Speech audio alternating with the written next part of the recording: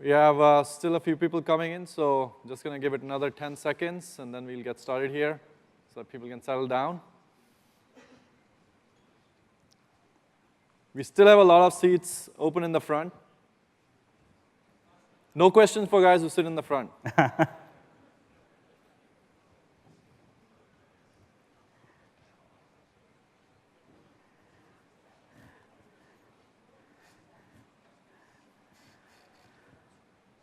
Okay.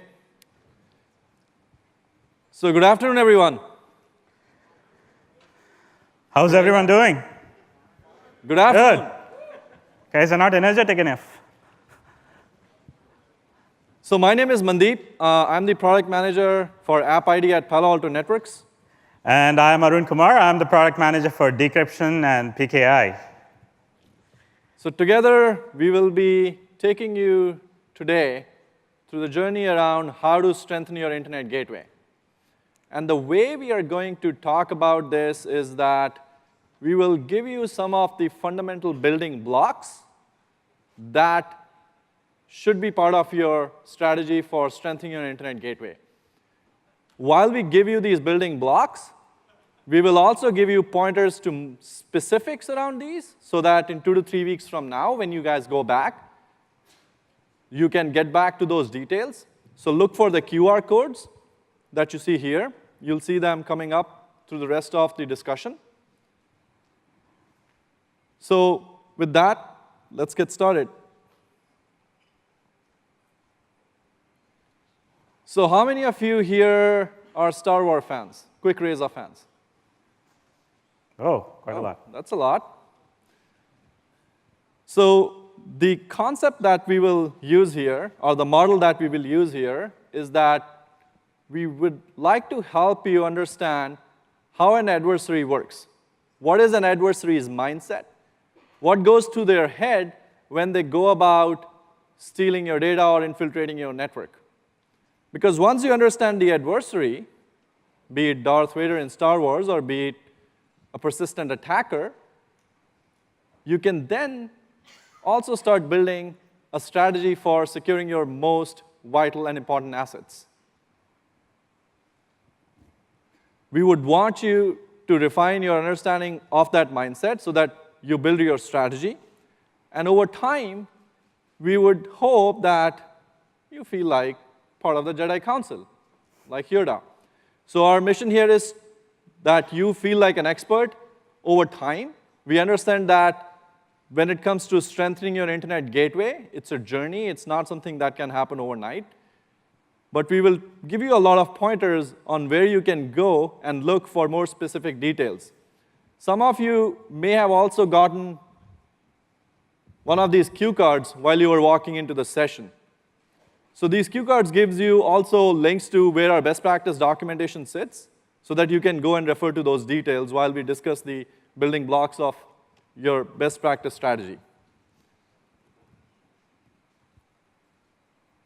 So as you must have seen this multiple times during the morning sessions and also with John's and Eric's session in the last hour, we believe that to prevent a successful cyber attack, this is the right approach.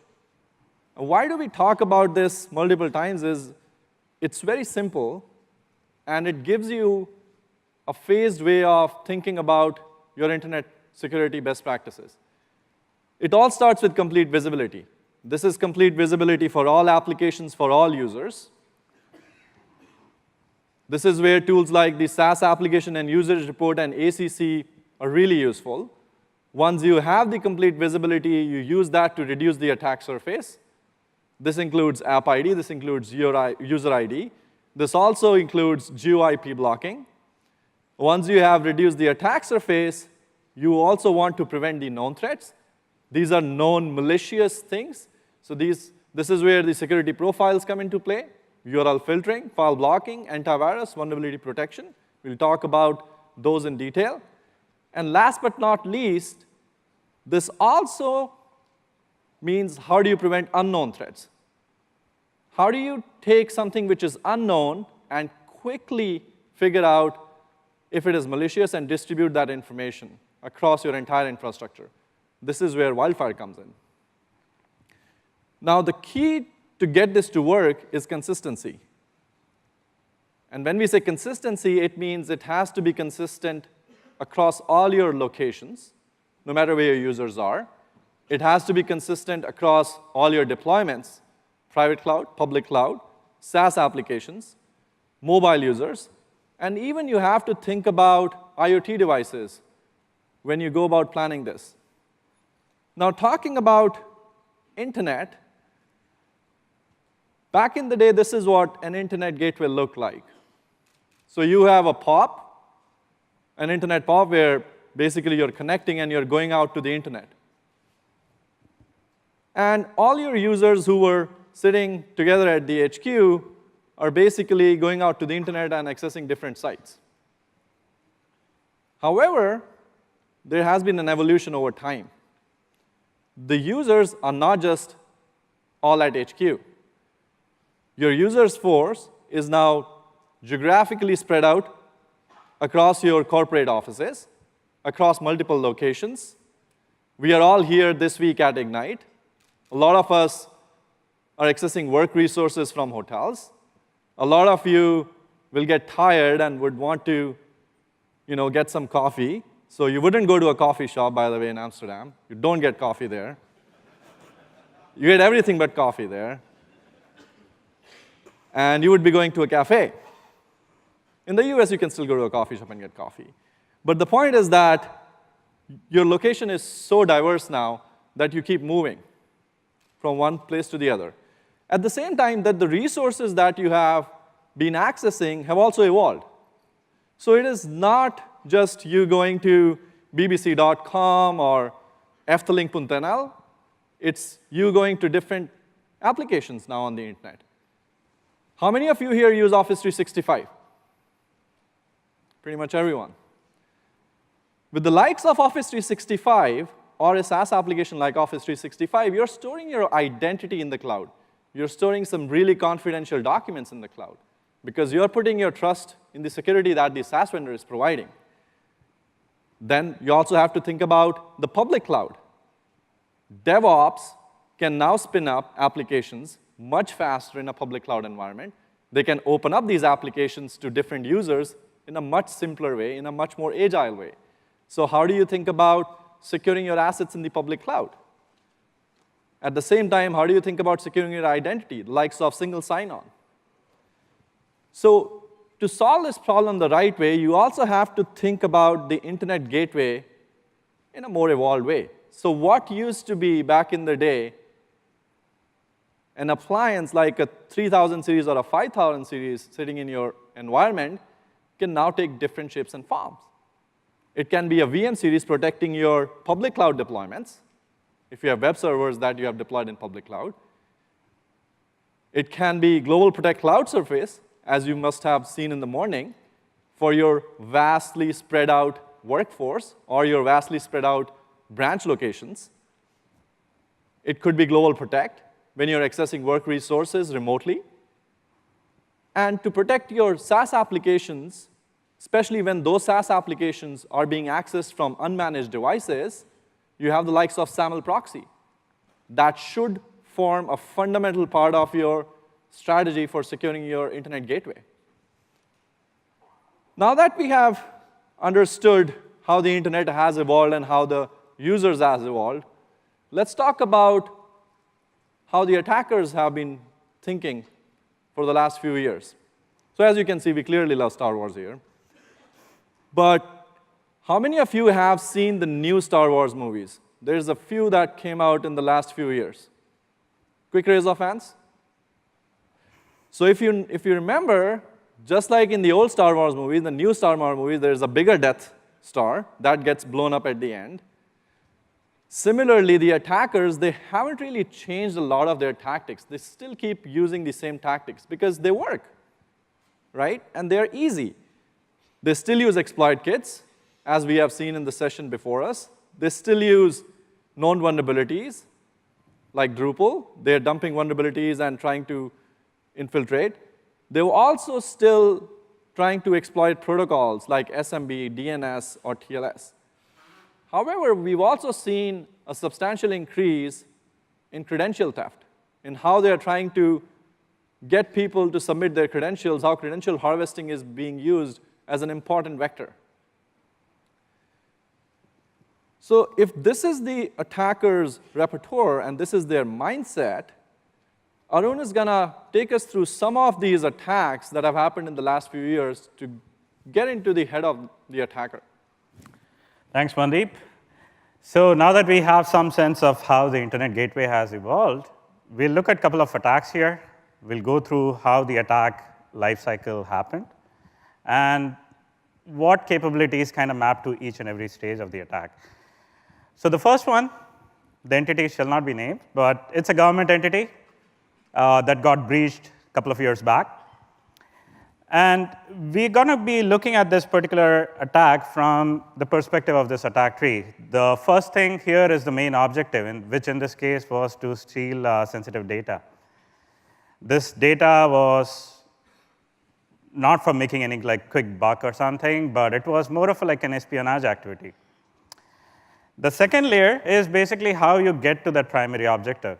So in this case, it is to basically breach the network, get to the sensitive data, and exfiltrate that data out. So to give you some background information on these guys are in charge of managing background information, providing security clearances to people who are working for the government or want to work with the government. So they rather have a lot of these personal information. They know information about you. They know information about your parents. They know information about your friends. So it's just not restricted to people working within this organization. It kind of boils down further. So the way this attack kind of played out is a contractor working with this government entity got breached themselves. So they had lost a bunch of user credentials. So very likely, one of the user credentials that was stolen was used to access or gain access into this particular network. Once they gained access to the network, they installed a variant of the PlugX malware. For those of you who know who don't know what a PlugX malware is, it's basically giving you more advanced remote access capabilities. So you can start moving laterally and getting closer and closer to whatever sensitive data information you're after. So once they installed the malware, they started going laterally, and they managed to find this jump server from where they had access to pretty much all the sensitive data they needed. From there on, they had 2 exfiltration domains they registered. And using simple SSL, TLS now, they basically started sending all these encrypted data out using encrypted ROT files. So, Mandeep, do you know how exactly this attack was found out? If I were to guess, I would say SSL decryption. You got it. So imagine you are one of the SOC engineers. You walk in one day, and your boss hands you, OK, you got to do decryption today, and you're going to look into some part of the data. And to their surprise, they find out that there is traffic going out to these 2 domains, which this entity had nothing to do with. And to make it worse, these domains were registered under the name of 2 Marvel characters. So you can see how basically brazen these attackers were. What were their names? Yeah, I watch a lot of movies. So I think they were Steve Rogers and Tony Stark. Oh, yeah. So you remember those guys? So basically, these guys had registered the domain themselves and managed to get the data out to all these domains. So now that we have an idea how this attack played out, what happened is, towards the end, this kind of resulted in the loss of over 20 million personal records, not just of the employees, but even people associated with them. Not just that, they also lost basically 5 million fingerprint records. So you can see the amount of scale this breach kind of exposed, or how much stolen data was shipped to these domains. So now that we have a sense of how this attack played out, Mandeep, you want to take us through? So what we learned from here is 2 things. So one is that the value of SSL decryption, and the second is that you should definitely watch Marvel movies. because they can definitely help you with finding out if someone is doing something fishy. The reason we talked about that, the Marvel story, is because if you think from an attacker's mindset, they are so bold and they are so brazen that they can use about anything because they know nobody is going to decrypt, and we'll easily be able to get away with this. If we think of how you would want to go about stopping this attack, if you look at the first phase, which was essentially to use the third party's remote access network to gain access, there's few simple things that would have helped here. Vendor isolation. If you have a third-party contractor coming in, put two-factor authentication. Even if the credentials were stolen, two-factor authentication could have stopped it. If we think about how they install the PlugX malware, this is where antivirus profile would have helped. It would have blocked any known malicious variants of the PlugX malware. But the wildfire profile could have also helped because if it was an unknown variant, we would have been able to detect it and ship that intelligence to all our firewalls. Last but not least, traps would have helped too. When we talk about lateral movement, you can think about network segmentation. You can think about simple concepts of app ID, where you can have stopped the lateral movement of the attacker.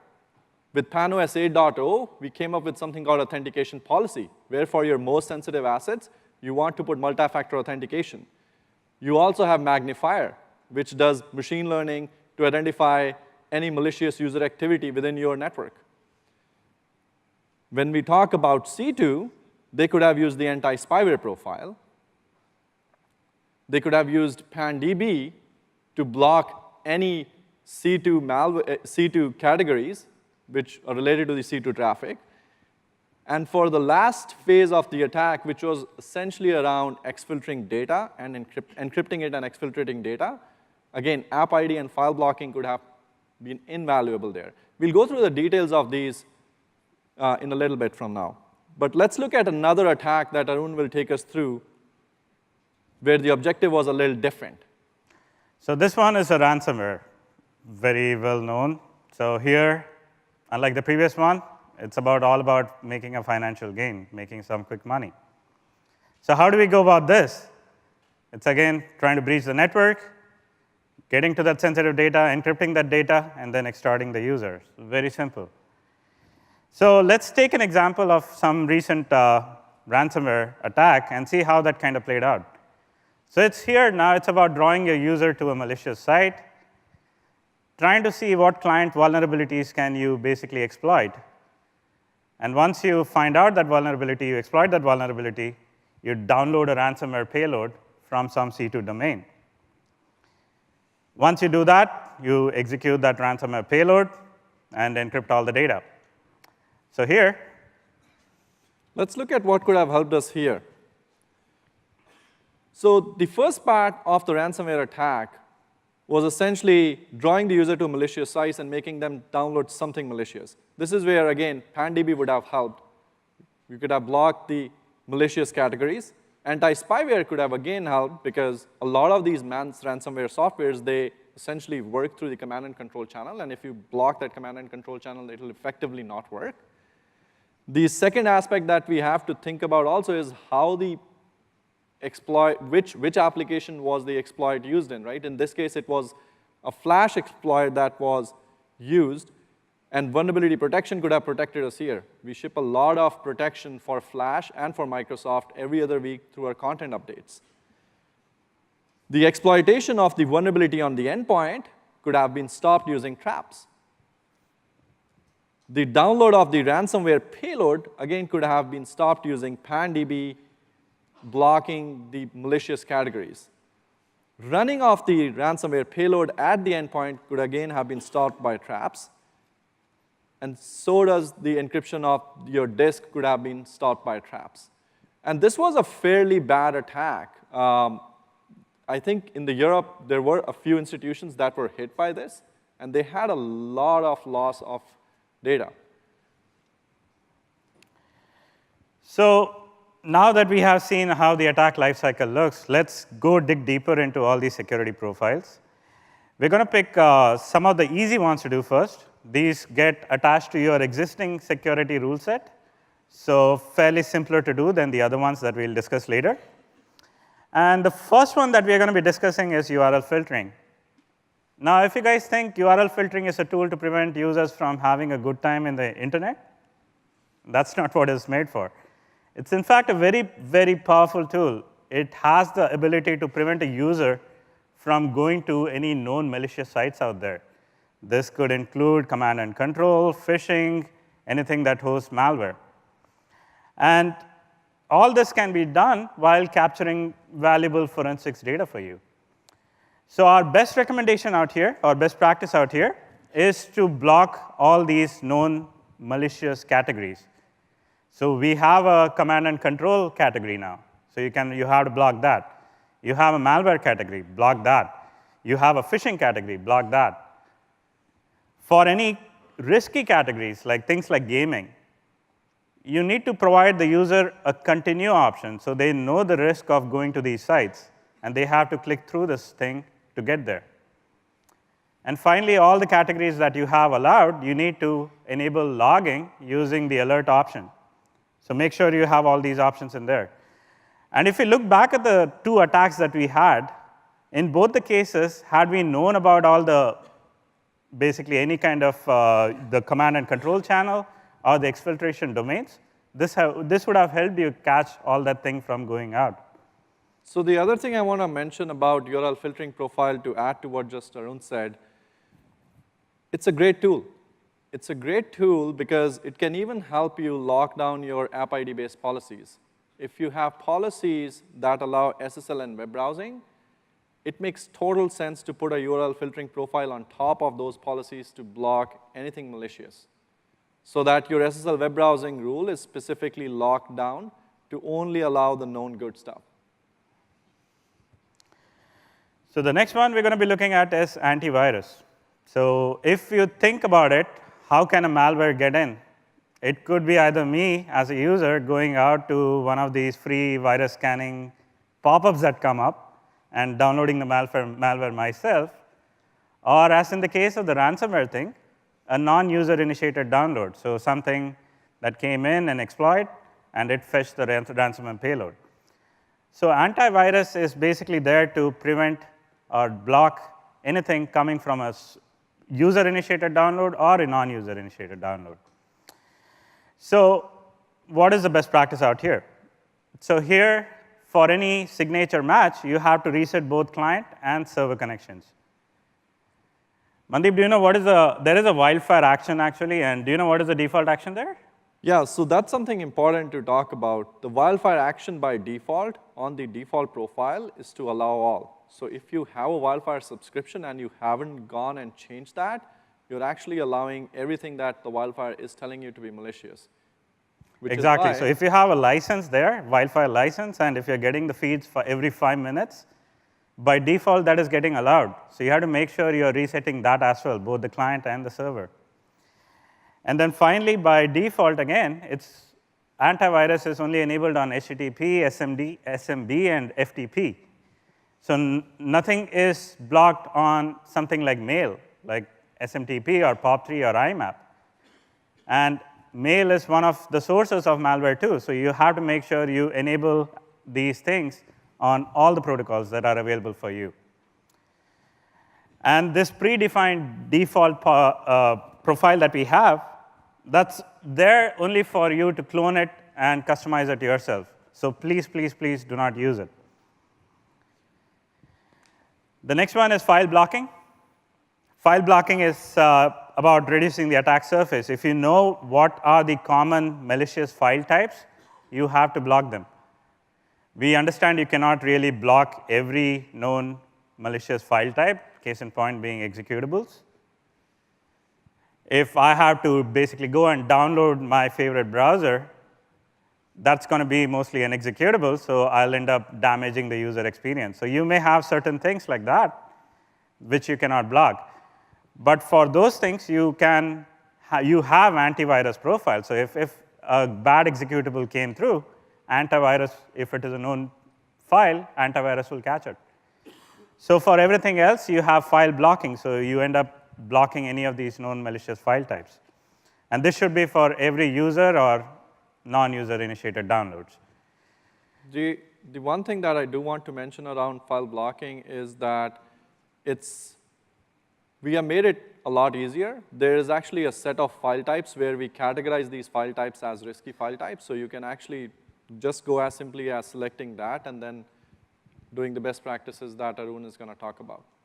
Exactly. So here, as I mentioned before, block every or any file types that you think are known to carry malicious files, basically, right? And then you have to set alerting on everything. All of the file types that you have allowed, make sure you have that for more visibility later on. So the next one, again, it's for vulnerability protection. These two were, again, used in both the attacks that we listed earlier.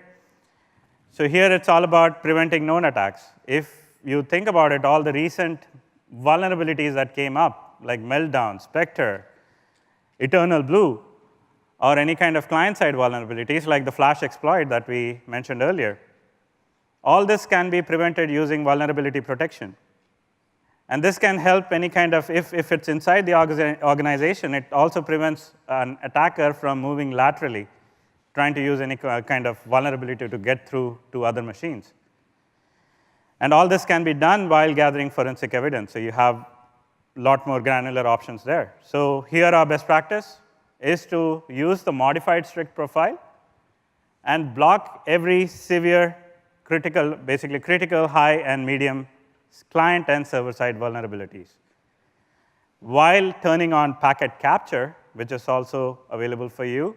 So if there is any vulnerability that is exploited, you have forensic evidence for you to go back after the attack.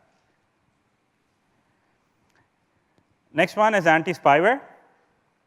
To give you an analogy of what an anti-spyware is, it's basically if me as a burglar gets into your home, steals your stuff, but if I'm not able to get out, that has kind of thwarted the attack. So anti-spyware is something similar. It's all about looking into the post-compromise activities, see how a compromised system behaves. It sees all the DNS transactions that are going through in your network, or even look at other protocols to see if there is any kind of pattern that says it's kind of like a bad behavior going on in your network. So it catches all that information. So here, our best practice, use a strict profile to block critical, high, and medium severity threats. And so a quick question here. How many of you here know about the DNS sinkholing feature? Awesome. That's great. A lot of you do know. So the DNS sinkholing capability sits inside the anti-spyware profile. And our best practice recommendation is that you do use the DNS sinkhole, because that is a great tool to find out your infected endpoints and go get them off the network or remediate them. To use the DNS sinkhole capability, our best practice is that you sinkhole to an IP address that you provide instead of using the loopback IP. And the last one that we're going to look in is Wildfire. So far, we have looked at profiles that helps prevent known threats. So as Mandeep pointed out earlier, like for unknown threats, you rely on Wildfire. Wildfire has over 300 million, it basically sees 300 million new samples every month. And it can help us see how a compromised system behaves, helps us prevent the attack at each and every stage of the life cycle. So here, our best practice recommendation is very simple. Send all files to Wildfire. Now, you may have certain compliance requirements. So we have a specific Wildfire service here available for customers in Europe. And your files will never leave the EU region. You also have a Wildfire appliance, namely the WF500. You can keep that in your premise and send files to it. So you have that option also to cover any kind of compliance. So now that we have seen all these security profiles, I feel there is an elephant in the room. We were trying to look for a Star Wars character, but we couldn't really find any. So we ended up taking over this elephant. And the main thing, or the thing that I want to kind of emphasize here is one thing that is make all the things useless. If you do not have decryption enabled, you will lose a lot of visibility there. So if you see the stats around how HTTPS traffic is increasing, Google Chrome here sees over 90% of traffic, web traffic, now over HTTPS. The global average, using all the browsers, I believe it's roughly around 75%, and it's continuously growing. So there is more and more traffic going over HTTPS now. Now, Chrome had this secure thing displayed on their browsers. It got removed just recently.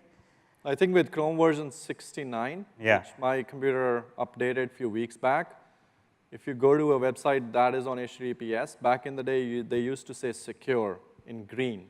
And it said secure even if it's a phishing website, even if it's a malicious website. So they have gotten rid of the word secure. Now you just see the padlock, but Arun's going to talk about Exactly, why that and is still a that problem. kind of misled quite a lot of users, right? So according to a stats from Fish Labs, 80% of the users thought that seeing this padlock or the secure thing meant they are going to like a trusted website, that nothing bad can happen to them. So Google got pressured, and they ended up removing it. According to Fish Labs also, you can see how many traffic, phishing, basically web pages are now over HTTPS. There has been an exponential increase. And the worst part is almost 3/4 of this phishing pages are registered by the attackers themselves, as we talked about the first attack, where they were under those 2 Marvel characters. So there's an important point that I want to make sure everyone understands here. The statistics that we are showing are to help you understand that how, with the rise in SSL, there's a direct correlation with rise in phishing attacks. It has gotten secure, but it has gotten secure for everybody, even for the attackers to launch these kind of attacks, which is why decryption is an essential component of the best practices strategy. And we understand it's not something you can go and do tonight or over the next 2 weeks. It needs a lot of planning, but you should definitely think about it, as Arun has emphasized. So just a quick raise of hands. How many have enabled decryption on their firewall or a different vendor today? Not many? Just few hands, I guess. So how many of you have plans to think about SSL decryption? OK, that's good. So to recap what we have discussed so far, right? So in terms of decryption, we obviously realized that's not that simple to do. You need to plan it out. But there are certain options available. Do you guys know that there is a way to basically, like even for sites that you're not decrypting, you can actually go and block users from accessing those sites if they are having unknown CAs or any kind of expired certificates. So you have that option within the decryption profile. Even if you are not doing decryption, you can go and enable that today. And that should probably start, you should probably start there, look into that option, enable that option first, and then start planning all your, how you want to go about with decryption. In fact, when we talk to a lot of customers and when we get a lot of questions around, how do I block these evasive apps? Because sometimes writing an app ID for an evasive app is not possible because the whole purpose of the application is to evade. You will, believe it or not, the no decrypt option in the decryption profile, where you just have to check block untrusted issuers, it's amazing on how many attempts it blocks these evasive apps. Because a lot of these evasive apps, they're trying to get these SSL certificates that are, of course, not trusted by, that are not from trusted issuers. So that's really a very nifty, useful tool, and you can go use that without having to do any decryption. By the way, did you guys notice the Yoda English at the heading of this slide? Remember, you must. So all these profiles that we discussed, as I mentioned earlier, they get attached to your existing rule set. So these are fairly simple changes, and if you do not have them enabled now, you should go and at least take a look and see how you can do so in the next couple of days. Everything from URL filtering all the way up to the wildfire analysis, those are fairly simple to do, very easy changes. And decryption, of course, you have to have it in your planner sometime so that you enable decryption. So with that, so there's another elephant we need to address in the room. How many of you here have security policies that look like this? Quick raise of hands, please. Nobody has port-based policies? Maybe 3 or 4, really? Okay, well, that's great, but I still would want to emphasize the point that port-based policies are a big problem when it comes to deploying your best practices strategy. TCP 443 is not an approximation for HTTPS. TCP port 80 is not an approximation for HTTP. TCP 445 is not just SMB. Talking of SMB, TrustWave did a research back when Petya, NoPatya, and WannaCry hit. They wanted to figure out, like, let's find out how many endpoints on the internet have access allowed inbound for SMB as anonymous without any authentication. And they found there were 64% systems of all the systems that had allowed SMB inbound, 64% of them had no authentication required, which means anybody could actually go in and get access to these systems. And we understand that Microsoft went out of their way to patch these systems. They understood that there's a lot of systems out there that are still running old end-of-support, end-of-life software, and they fixed this eternal boo vulnerability using the MS17010 patch. Despite them going out of their way, more than half of these systems were still unpatched. Now, we understand and we talked about how security profiles and traps form an essential component to block such attacks. So with the likes of a vulnerability protection profile, you can block the eternal blue vulnerability. But at the same time, there are some things that are really simple. Basic network hygiene around segmentation and app ID could have also helped stop these attacks. These are the guys who invented SMBv1. Now, if you think of what we have been talking about app ID, when do you think SMB should be allowed inbound, Arun? Never. Exactly. Similarly, SMB should never be allowed outbound. It has no business of going out to the internet or being allowed inbound in your environment, which is exactly what you see here. Microsoft has been telling everyone for years now that SMB v1 is not safe, it's not really needed, and you should get rid of it. There are protocols like SMB v2, SMB v3. There have been over 3 versions of SMB where these things have improved. And if you don't know if there is SMB v1 in your environment or not, about a year back, or more than a year back, we shipped app IDs called SMB v1, SMB v2, and SMB v3. You can actually, even today, go and just run a report for these app IDs to find out if you have SMB v1 within your network. Please do that. Find out if it is there, and try to understand how that application is being allowed.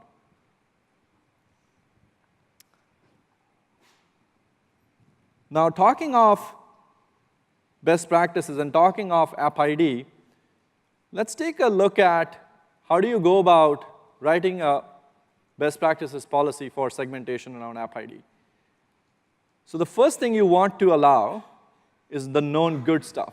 These are applications that are business critical to your users, that everyone uses every day, like Salesforce, like Office 365, that you know should exist in your environment. And the way you need to go about allowing these is to either use application groups or use container apps. Quick raise of hand, how many of you here know what's a container app ID? Okay, let me take a second to explain that. So taking an example of Office 365, Office 365 has about 17 to 18 app IDs today inside it as a container app.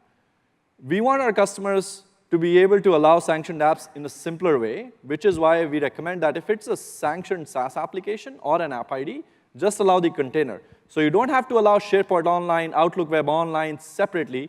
You can just say, allow MS-Office 365, and it'll automatically allow everything that's inside it. The other advantage of doing that is, when we ship new app IDs every third Tuesday of the month, if there is anything new that Microsoft has come out with, for which we have created an app ID under the Office 365 ecosystem, it will automatically get inserted in your policy. So your existing security policy will automatically accommodate that new app ID. Now, how about tolerated apps? So tolerated apps are applications that everyone wants to go and have access to feel normal about their day. People still love watching cat videos on YouTube. People still love taking pictures of their food and putting it on Instagram. But there's, again, an aspect of App ID that you can use here to control the tolerated apps. You can use the base app here to allow only read-only access, where you can basically reduce your attack surface around data exfiltration for file-sharing app IDs. So if your sanctioned SaaS application is maybe Box or Office 365, you should write a very contained rule for another file-sharing application where you don't want to allow any downloads or uploads, but you just want people to have access as read-only. That is how you control the tolerated apps. After the tolerated apps, you have to think about the risky or unsanctioned apps. And this is where application filters and blocking these come into picture. Now that we have understood how you write a segmentation policy around App ID, let's also take a moment to understand what happened in the last two attacks. So the two attacks that we discussed, the objectives of the attacker were to essentially steal data. And the way they went about it in both the attacks falls into this attack lifecycle model. There was reconnaissance, there was weaponization, they delivered the exploits, and then they installed and they had control and they exfiltrated data, or they encrypted it. But the attackers are really smart. The attackers can always circumvent this entire attack lifecycle. They can go for something a lot more simple. It doesn't have to be that sophisticated each and every time. This is what happened for a political organization some years ago. They got an email that looked like this, which essentially said that someone from some country has access to your email, and you should go and change your password. The moment anybody tried to go and change password, their credentials were harvested. Let's talk about this in more detail with Arun. Sure. This is actually a very simple attack, right? So there is nothing much to do here. There is no vulnerabilities to exploit. There is no malwares to be installed. So here it's all about just getting to that data and in few easy steps. So if I harvest your credentials using some phishing emails like the one that we saw previously, all I need to do is just basically use my laptop. I don't even have to go somewhere. Just use my laptop, log into one of your services like email, getting some data from your email, and then taking that out and just logging out. That's pretty much it. So how do we prevent these kind of things from happening? So let's take a look at what should be our best practices for this simple yet very effective attack. The first time a user gets one of those emails, if you have Wildfire in line that's basically looking at these email links and it's identifying them as phishing, you can transfer that information to all your firewalls using PanDB. We also, with PanOS 8.0, have come out with a very innovative feature called credential theft prevention, which sits in the URL filtering profile, where we can block in flight if your corporate credentials are being put on an internet site. We'll talk about that in more detail in a little bit. So if you're using a SaaS application like Gmail, you can use 2FA, which is provided by the likes of Google. And in that case, if someone was trying to use your credentials to access your email from a different location, that would have been blocked. But there's also where Palo Alto Networks can help with this. With the likes of SAML proxy and with its integration with SSO, we can transparently and in a very streamlined way insert security where your users will be redirected and with the likes of the clientless VPN integration, we'll be able to inspect and secure this traffic for your SaaS application when it is being accessed from an unmanaged device. Last but not least, if the attacker was using your email to download large amounts of data, Aperture would have triggered an alert for this. Now, talking of credentials, let's take a look at some statistics.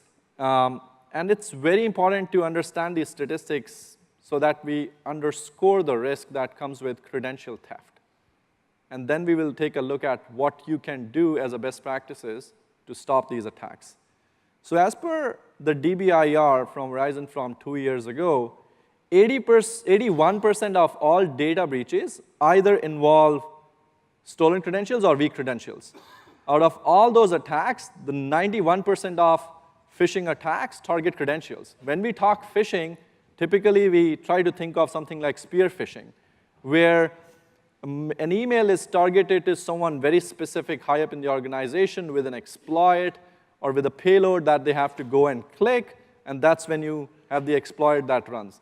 But there's a much simpler way of doing phishing, which is just doing credential harvesting. And we are all human. We all reuse our passwords. 73% of the passwords are duplicates. So given the fact that we understand that we have a tendency of using old passwords, plus the statistics tell us that 81% of the data breaches are using credential attacks, you have to understand that the weakest link is the user. That is what today's threat actors exploit. So now that we understand that the credential attacks are still the #1 way of attackers getting to steal your data, let's take a quick look at what we can do in terms of best practices to stop these attacks. So it starts with us getting better to identify phishing pages. So if the email that was being sent to this user was being seen by one of our firewalls, either in line, or if this email was seen as part of our integration with Proofpoint, either through SMTP or through a web email, we would have been able to forward this link to Wildfire, where we are constantly getting better at trying to understand if a specific link is related to phishing or not. So we have around 60+ features in our machine learning classifier that will try to identify if this is a phishing page or not. Once we identify that if this page is phishing, we then distribute this information with an integration with PanDB. So we create, as part of the phishing category, we send this phishing category back to every single firewall within 5 minutes. So if one of you here was to click at that email, within 5 minutes, everybody else will be protected because that would have been categorized as phishing already. However, what happens to that person who actually clicked that very first email when we were not able to categorize this as phishing? When we talk about credential theft, and if you Google this and if you research, you will see a lot of emphasis is put on training. That the only way to protect your users from their credentials being stolen is to train them to not put their credentials on sites that don't look safe. But we totally agree that training should form a fundamental aspect of your strategy, and it's very vital and important. But with PAN-OS 8.0, we came out with something very innovative around credential theft prevention. So what you can do with PAN-OS 8.0 onwards is you can create a URL filtering profile where you can have an integration with the user ID agent that will talk to your Active Directory infrastructure. And if one of your users who have clicked that phishing link are trying to put their corporate credentials on the phishing site, we will be able to detect that corporate credentials are being entered on a phishing site, and we'll be able to block it in flight. Now, if I ask Arun here, how many times would you want to put your corporate credentials on an internet site? There should be very few, right? So if you think about it, what are the possibly like email, webmail if you have, or maybe single sign-on.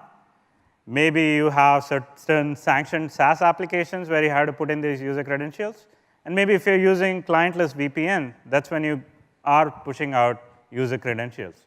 Otherwise, there is nothing else. So outside of these 4 places, email, SSO, your clientless VPN portal, or some other SaaS application, users should have no business of putting their corporate credentials on a website that has a URL category for CDN, which is why we have put this in the URL filtering profile, where now, for anything that you do not consider safe, you can activate this capability. So now that we have understood how credentials are being used in launching these attacks and how you use the credential theft prevention capabilities along with the detection capabilities, there are a few related sessions that I wanted to highlight where some of these topics will be talked in a lot more detail. So there's a session around secure user access and prevent credential abuse attacks. That will happen tomorrow between 4 to 4:50 by Andrew Siliker. And there's a session also tomorrow where Suzanne is going to take you through more details on how do you actually go about security profiles. What are some of the different nuances that you need to know about different security profiles? So we highly recommend you to go and attend these sessions. So to summarize what we have learned today, right? So we went through all these security profiles. Mandeep here went through credential phishing, how to prevent credential theft, spoke a bit about decryption. So the call to action here, you probably already have the cue cards with you, but if not, all you have to do is basically go and search for Strengthen Your Internet Gateway, Palo Alto Networks. This is going to land you onto our web page, which has all these things in a lot more detail. We didn't really go into too deep into the details today, but this resource will help you get there. And we have categorized this thing so that you can plan it out accordingly. You have things, easy things to do. As I mentioned earlier too, all the security profiles that I spoke about earlier are fairly simple. So things like file blocking, things like antivirus, things like anti-spyware, URL filtering, those are attached to your existing security rules, fairly simple to do. Then you have a bit more, it takes more time, things like credential theft, applying those kind of things. And then for long-term planning, you have things like decryption, app ID, user ID. So you get all the details listed out here and see how you can plan these through. Not just that, me and Mandeep and a few more of us are actually at the expo hall. So come talk to us. We'll be more than glad to basically give you out more details or take you to another person who can probably do that. Yeah, so we wanted to end on a positive note. That's why you have 3CPO and R2D2 show up here. So just like how they have helped Luke Skywalker multiple times, we have also come up with these tools as part of the customer success organization where we can help you understand how does your prevention posture looks like.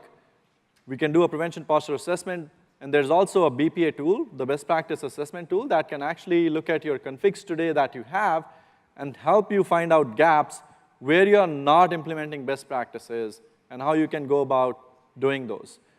Also, when it comes to adopting App ID, we have Expedition, where it can help you figure out how to adopt App ID, but at the same time, it can also help you understand how to do rule consolidation.